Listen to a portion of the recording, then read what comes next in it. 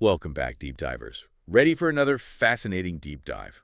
Always ready. I think this one's really going to grab our listeners. It's a classic, that's for sure, and one that's full of twists and turns, This time we're on board the Orient Express. with the one and only Hercule Poirot. Couldn't ask for a better detective to have on the case. And what a case it is. Agatha Christie really outdid herself with Murder on the Orient Express, Absolutely. A locked room mystery on a luxury train. hurtling through a snowstorm.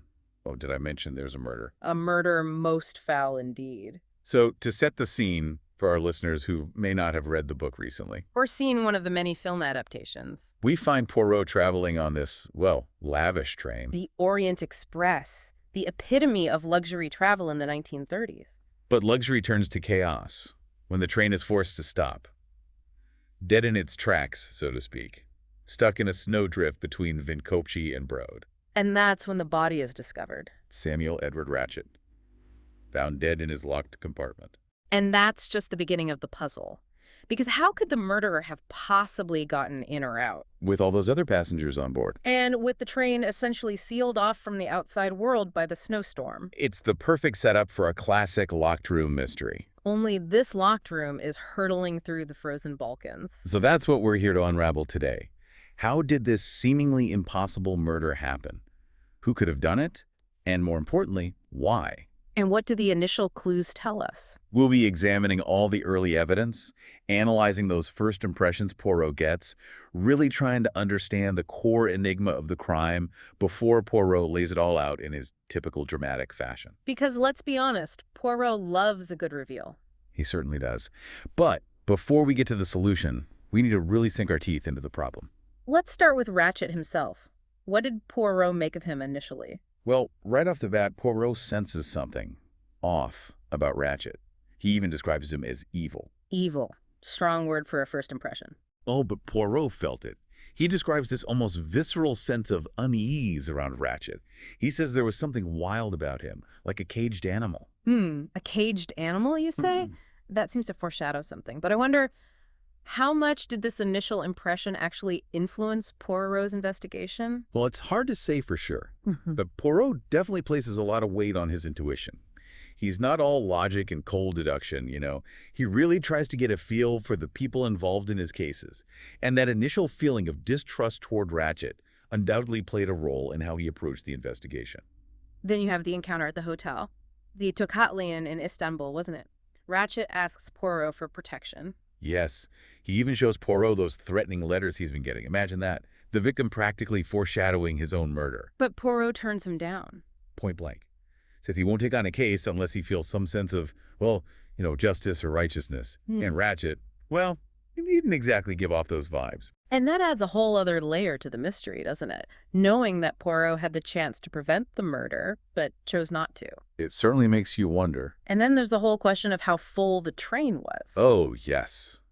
That detail struck me as so strange. Buka, remember? He was astonished that the Orient Express was booked solid in the middle of winter. Practically unheard of. It makes you think, was it all just a coincidence? Or was it somehow orchestrated? Did the killer plan for this particular group of people to be on that train at that specific time? That's what Poirot has to figure out, right? Precisely. But let's jump ahead to the morning after the train gets stuck in the snow. It's the conductor, M. Pierre Michel, who discovers the body first. And it's not a pretty sight. Ratchett has been stabbed. Repeatedly. 12, 13, maybe even 15 times. Some accounts differ, but it was a brutal attack. The violence of it is really shocking. It suggests a crime of passion, perhaps even revenge. But here's the kicker. The door was locked from the inside. Ah, yes. The classic locked room conundrum. The window was open, but there were no footprints in the snow. So the killer must have been on the train all along. Trapped with their fellow passengers. Trapped with Hercule Poirot. Which really raises the stakes. But let's talk about those clues. Poirot finds all sorts of interesting things in Ratchett's compartment. Starting with the broken watch. Stopped at 1:15 a.m. That seems like a pretty clear indication of the time of death. But Poirot isn't convinced. He thinks it's a little too convenient. Why would the killer stop the watch at the exact moment of the crime? It seems almost staged, doesn't it? To throw Poirot off the scent? Then there's the empty glass, the one Ratchett used for his sleeping draft. So he was drugged before he was murdered. It seems likely. The doctor who examines the body says that Ratchett would have been in a deep sleep when he was attacked. He wouldn't have been able to put up much of a fight. Which means the killer must have had access to the sleeping draft, and Ratchett must have trusted them enough to drink it. That really narrows down the suspects. Oh, but the clues don't stop there. There are the matches, 2 different kinds. Right. Why would Ratchett need 2 types of matches? Unless he was meeting with someone. Or unless someone else was in his compartment. And then, of course, there's the handkerchief. A woman's handkerchief with the initial H embroidered on it. That seems like a pretty big clue. But Poirot's suspicious. He thinks it might be a red herring. Something planted there to mislead him. And don't forget the pipe cleaner. A pipe cleaner? Yes, a pipe cleaner. It's one of those small details that most people would overlook. But for Poirot, it's a vital piece of the puzzle. What could it possibly mean? Well, it means that someone on that train smokes a pipe.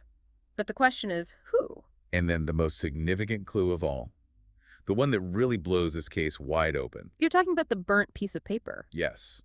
With the name Armstrong written on it. This is the link to the past. The reason why someone would want Ratchett dead. Remember, Ratchett's real name was Cassetti.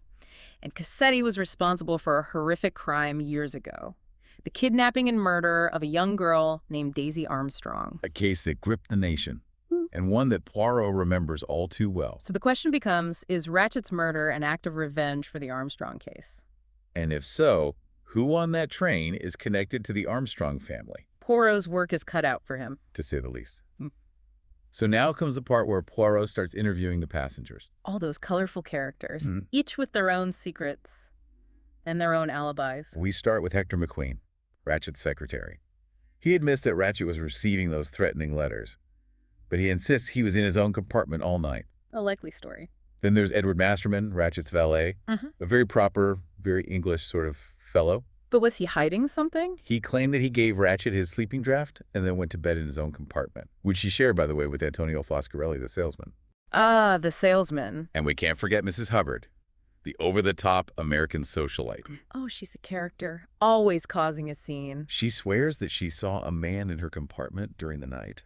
But she can't provide a solid alibi for the crucial time of the murder. Next, we have Greta Olson, the Swedish missionary. She's a bit of a quiet one. But that doesn't mean she's innocent. Well, she was the last one to see Ratchett alive, you know. Ah. She brought him his tea earlier that evening. But she claims she spent the rest of the night in her compartment with her traveling companion, Mary Debenham. Who, by the way, Poirot remembers from a previous journey. He noticed her then, too. Thought there was something off about her. Poirot notices everything. And then there's Princess Dragomirov. The Russian princess. The one and only. And guess what? Don't tell me. She's connected to the Armstrong family. Bingo. Turns out she was a close friend of Daisy Armstrong's grandmother. Now, that's a motive if I ever heard one. But she claims that she was with her maid, Hildegard Schmidt, all night. And what about the Count and Countess Andreni? The glamorous Hungarian couple. Yes, them. Always so elegant, so composed. They both claim that they were asleep in their separate compartments. The Countess even says that she took a sedative that night. Trisaronal, wasn't it? That's right. But there's a little wrinkle in their alibi. The conductor only remembers seeing the Count in his compartment earlier in the evening. He can't say for sure that the Count was there during the crucial time window. Ah, that could be a problem for the Count. And then there's Colonel Arbuthnot. The stoic British military man. The very same. He says he was up late talking to McQueen and then went to his own compartment sometime after 1:30 a.m. And that's corroborated by both McQueen and the conductor, right? That's what they say. So his alibi seems pretty solid, but remember, Poirot always looks deeper. Right, and then we have Cyrus Hardman, the American who claims to be a private detective.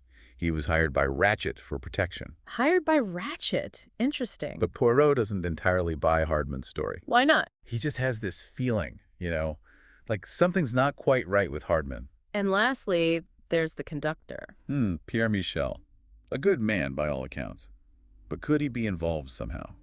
Poirot seems to think it's possible. After all, someone dressed in a wagon-let uniform was seen wandering the train that night. It could have been Michel, or someone impersonating him. So many possibilities. So many potential suspects. It's almost overwhelming. But Poirot is never overwhelmed. He thrives on this kind of complexity. He sees the patterns that others miss, And he's not afraid to follow the clues wherever they lead. And those clues are pointing in all sorts of directions. We have the Armstrong connection, which suggests a motive of revenge. We have the handkerchief, which points to a woman. We have the different kinds of matches, and the pipe cleaner, which suggests the involvement of other people. And then there's the question of the time of death. The broken watch points to 1:41 a.m. But Poirot's not so sure. He thinks it might be a deliberate misdirection. And that's not even taking into account the personalities of the passengers, their relationships, their secrets, their lies. It's a tangled web, that's for sure. But that's what makes it so fascinating. This is a story about more than just a murder. It's about human nature, about the lengths people will go to protect themselves and those they love. And about the power of truth to be revealed, no matter how well it's hidden. So what are we left with? A locked room mystery on a snowbound train, a dead man with a dark past, and a train full of suspects, each with their own secrets. And Hercule Poirot, the brilliant detective, determined to solve the puzzle. And that's where we leave things for today. The stage is set, the mystery is laid out before us, and now we must wait for Poirot to untangle it all. But as you wait, consider this. Is there anyone on that train you trust? And what would you do if you found yourself trapped in the same situation? We all have secrets, and in the face of danger, who knows what we're capable of? Join us next time as we continue our deep dive into Murder on the Orient Express.